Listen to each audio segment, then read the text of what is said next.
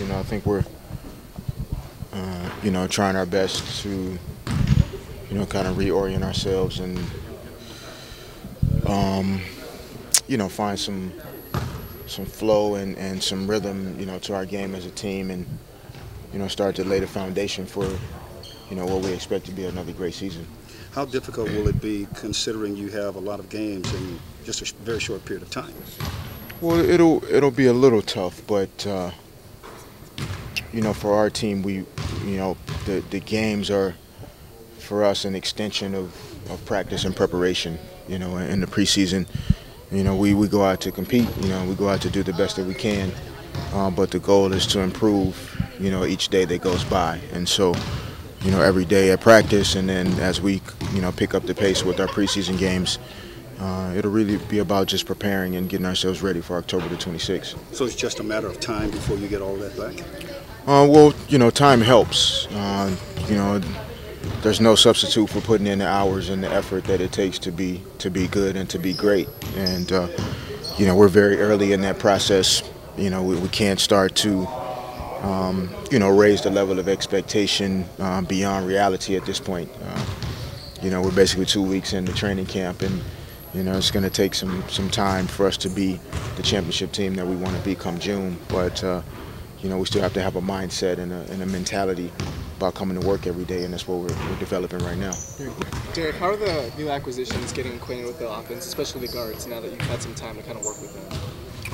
Well, I think all of our guys are smart veteran players, so it's I think they're picking it up well, and it's important that each day in practice we're getting something done along those lines, and that's where as we talked about a little earlier, just putting in the time and being here in the gym every day, in our practice facility, and really focusing on what we need to do. And I don't think these guys are going to have any problem whatsoever picking up our offense and our system, and they've all had great attitudes and a great approach to things, and as I've said before, I'm excited about having every last one of them, and I think they're all going to help us improve a great deal.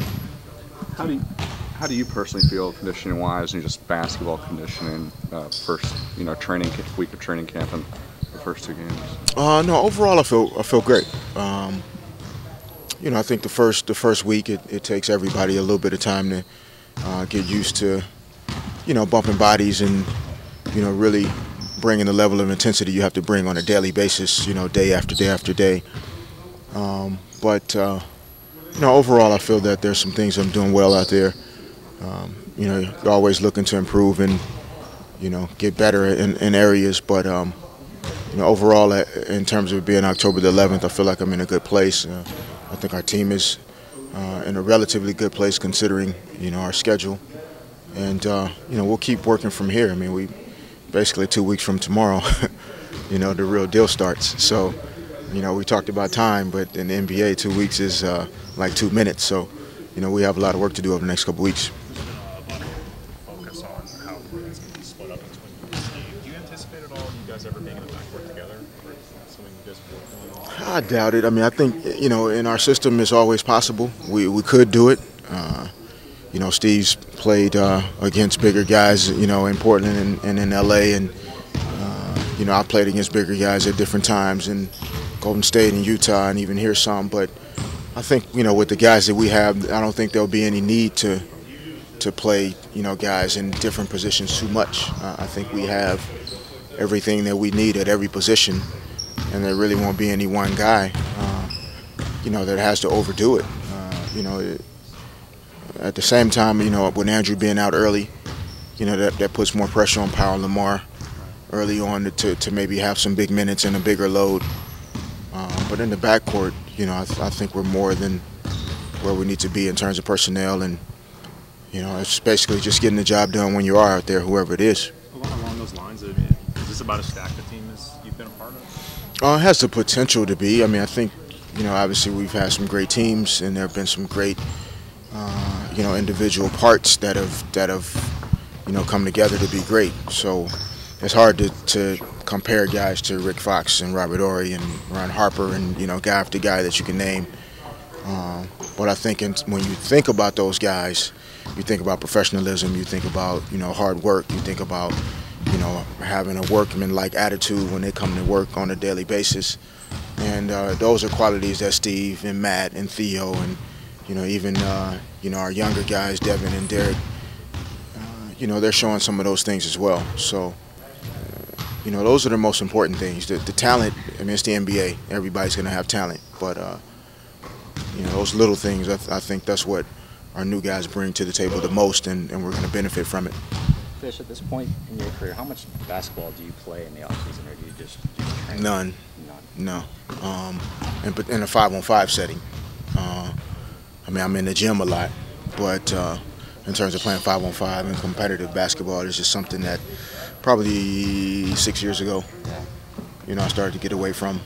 And, you know, you have to commend, you know, guys like Lamar, you know, and Powell, you know, who's played in the summer and played an entire NBA season. And, I mean, it's a lot of basketball to play, and it takes its toll. You know, for me individually, it's worked well. I can't say that works for everybody. You know, a lot of guys need to play in the summer. But for me, it's just, I think it's something that's benefited me in terms of really being able to play every game of every season and actually be my best, you know, at the end when maybe other guys are breaking down or a little tired. To decompress in the offseason, or what was the decision? What made you think that you should do that? No, just, you know, just the reality that, you know, throughout the course of a season, I've been on teams that have played a lot of basketball every season. And, you know, you think about only having from, you know, June 18th or 19th to October the 1st, basically, to, you know, give your body and your mind a chance to kind of reset and then be ready to do it again. You know, to me, it just made sense that I needed to make that decision. But it's within the context of the additional training methods that I use, and that you know, I'm doing things that still keep me in a great place physically. So I don't need basketball to stay in shape. You know, some guys have to play in order to condition, and the way I train, I don't necessarily have to do it that way. When you said earlier that you feel pretty satisfied with how you feel and are playing, but you still want to kind of build off on, how do you break that down as far as what you're wanting to work on or at least sharpen? No, just continuing to, you know, be sharp and decisive on the floor. You know, continuing to learn. You know, in particular when, you know, if it's Matt, if it's Theo, you know, Devin, Ebanks, I mean, guys that I haven't played with on a regular basis, you know, learning each other's timing and rhythm, you know, where guys like the ball, you know, those guys learning where I like to operate, things that I like to do out there. So some of those things that, you know, for me are really important because of our system. Your individual game has to fit into the context of the group. And so, you know, you can't have great individual games or talents and skills and have that not fit with what the other four guys are doing out there. So, you know, mostly those things, you know, individual things I'm always going to put the time in and work at. But, you know, if it doesn't come together in a five-man setting in the games, you know, then it doesn't make a lot of sense. So, you know, just always looking to improve. I'll find something.